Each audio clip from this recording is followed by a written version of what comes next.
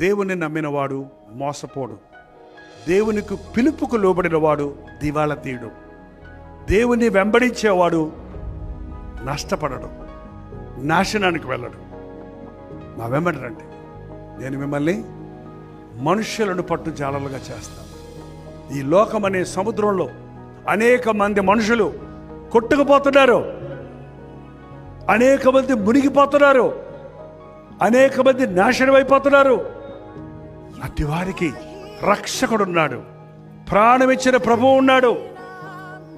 నీ పాపాలను బట్టి నీవు చావక్కర్లా, నీ వ్యసనాలను బట్టి నీవు నాశనం అయిపోక్కర్లా, నీ సమస్యలను బట్టి నువ్వు కృంగిపోనక్కర్లా.